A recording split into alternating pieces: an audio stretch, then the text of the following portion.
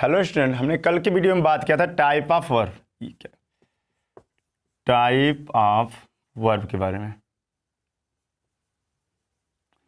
यानी क्रिया के प्रकार। हमने बताया क्रिया 5 प्रकार की होती है। पहला बताया था ट्रांजिटिव वर्ब, दूसरा बताया था इंट्रांजिटिव,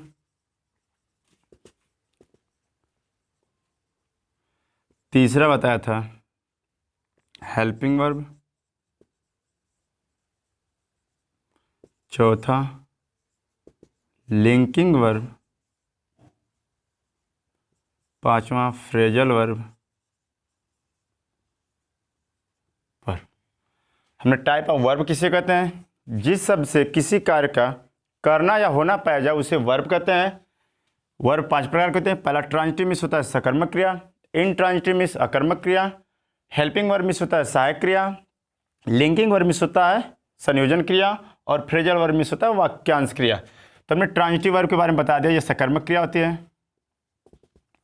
इसकी परिभाषा बताया था कि जिस क्रिया का कर्म होता है, अर्थात जब कर्ता द्वारा किए गए कार्य का प्रभाव सिर्फ कर्ता पर न पड़ करके कर्म पर भी पड़े, उसे ट्रांजिटिव वर्ब कहते हैं। जैसे आई ईट एन एप्पल, यानी मैं एक सेब खाता हूं। तो जब ये वर्ब है, अभी खाने काम तो करता ही कर रहा है, यानी मैं कर रहा हूं, तो मेरे द्वारा किए गए कार्य का प्रभाव सिर्फ मुझ पे न पड़ करके कर्म पर पड़े। जैसे मैं खाता हूं तो मेरा भी मुंह हिलेगा, दांत से काटेंगे, उसके बाद प्रभाव सेब पे भी पड़ेगा, क्योंकि अगर इतना सेब है, अगर कुछ समय बाद खा जाएंगे तो ये इतना हो जाएगा, यानी इसमें कमी आ जाएगी, तो इस पर भी पड़ेगा। तो हमने परिभाषा बताया कि जब कर्ता द्वारा किए गए कार्य का प्रभाव सिर्फ कर्ता पर न पड़ करके कर्म पर भी पड़े, उसे ट्रांजिटिव वर्ब कहते हैं। ठीक, इंट्रांजिटिव वाले में बताया था कि जब कर्ता द्वारा किए गए कार्य का प्रभाव सिर्फ कर्ता पर पड़े, कर्म पर न पड़े, उसे इंट्रांजिटिव वर्ब कहते हैं, यानी अकर्मक क्रिया कहते हैं। जैसे आई रन, मैं दौड़ता हूं ऑन द रोड, मैं सड़क पर दौड़ता हूं।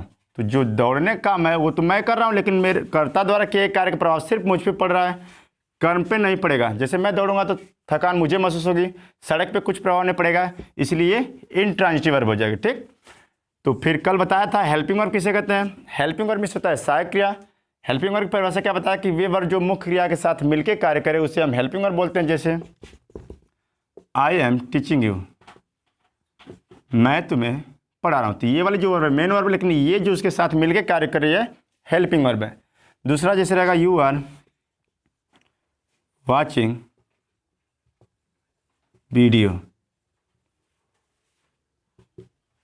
यानी तुम वीडियो देख रहे हो, तो देखना जो है वो तो मेन वर्ब है, लेकिन उसके साथ जो ये वाली वर्ब प्रयोग की गई है वह हेल्पिंग वर्ब है। तो इसके विषय में बात हो चुकी थी। आज हम बात करें लिंकिंग वर्ब, यानी संयोजन क्रिया। तो तीसरी के बाद चौथी हेडिंग रहेगी संयोजन क्रिया।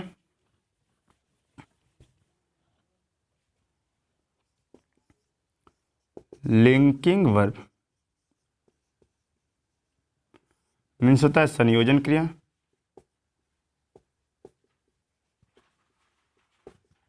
अब संयोजन क्रिया की परिभाषा क्या है कि वे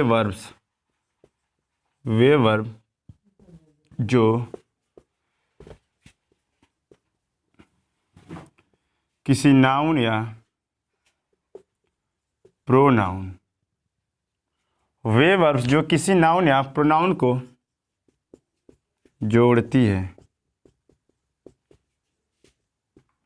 उसे लिंकिंग वर्ब कहते हैं।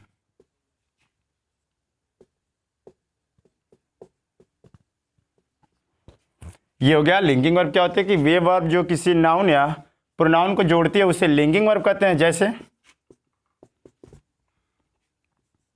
आई एम अ टीचर, यानी मैं एक अध्यापक हूं। यू आर अ स्टूडेंट, तुम एक विद्यार्थी हो। तो ये वाली अभी तो सहायक क्रिया थी, कब जब मुख्य क्रिया के साथ मिलकर कार्य करेगी तब तो सहायक क्रिया होगी। लेकिन अब ये लिंकिंग वर्ब कब बनेगी? वे वर्ब जो किसी नाउन या प्रोनाउन को जोड़ती है, उसे लिंकिंग वर्ब कहते हैं। ठीक, तो वे वर्ब जो किसी नाउन मीन्स होता है संज्ञा, प्रोनाउन मीन्स होता है सर्वनाम, यानी वे वर्ब यानी वे क्रियाएं जो कि संज्ञा या सर्वनाम को जोड़ती है उसे क्या कहते हैं, लिंकिंग वर्ब कहते हैं। जैसे आई एम अ टीचर यानी मैं एक विद्यार्थी, मैं एक अध्यापक हूँ। यू आर अ स्टूडेंट यानी तुम एक विद्यार्थी हो।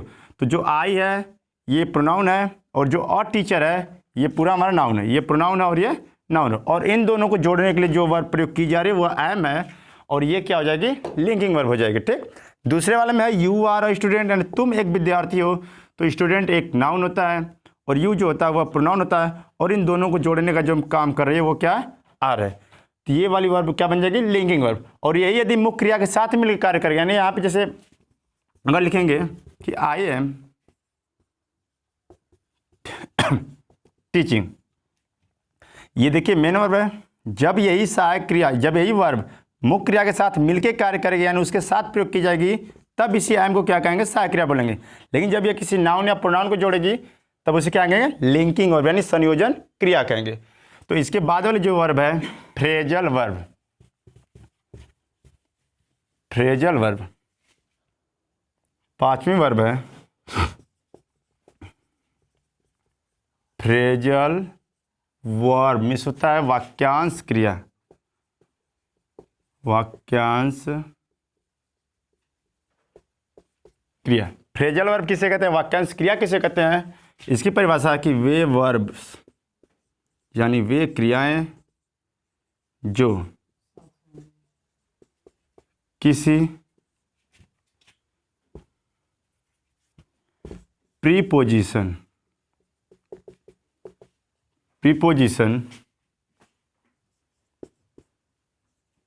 के जोड़ने से उसके अर्थ में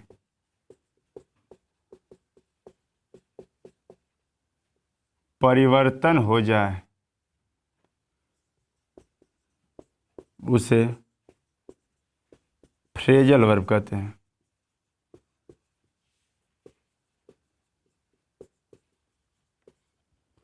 देख लीजिए फ्रेजल वर्ब में क्या होता है, वाक्यांश यानी वाक्यों के अंश को बताने वाली जो वर्ब होती है उससे फ्रेजल वर्ब कहते हैं। परिभाषा क्या है कि वे वर्ब्स जो किसी प्रीपोजिशन में होता है संबंधवाचक अव्यय होता है। अव्यय जैसे इन हो गया, प्रीपोजिशन क्या क्या हो सकता है, इन हो गया, इनटू हो गया, ऑन हो गया, फिर एट हो गया, टू हो गया, ऑफ हो गया, ओ डबल एफ हो गया, आफ्टर हो गया, बिफोर। ये जितने भी शब्द आते हैं क्या होते हैं, प्रीपोजिशन।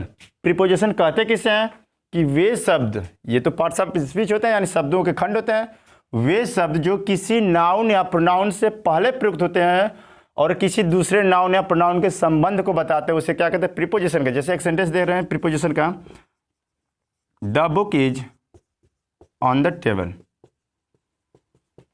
इसमें क्या है कि the book is on the table, जो किताब है, इज मैंने है, ऑन मैंने पर, द टेबल मेज पर है। तो हमने बताया प्रीपोजिशन में क्या क्या आ सकता है, इन आ सकता है, into, on, at, to, of, after, before.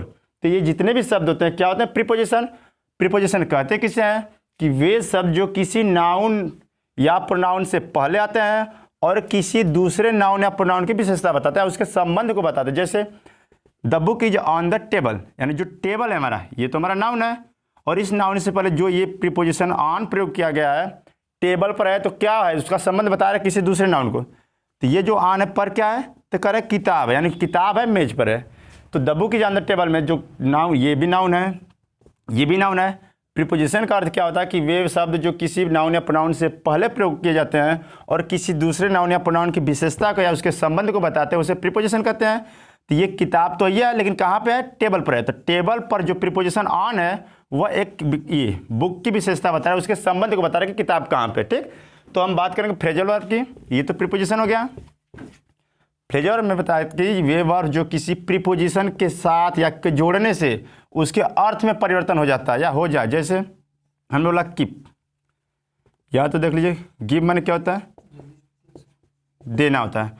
यदि हम इसी गिव में क्या करेंगे, अप प्रीपोजिशन जोड़ दें तो इसका मतलब त्यागना हो जाता है।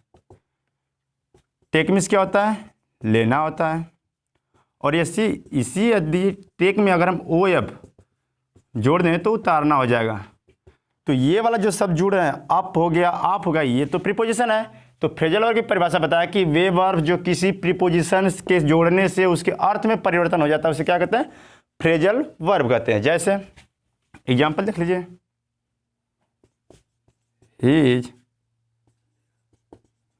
गिविंग अप स्मोकिंग, यानी वह धूम्रपान करना छोड़ रहा है। तो जो गिविंग अप है हमारा, ये हमारी फ्रेजल वर्ब हो गई।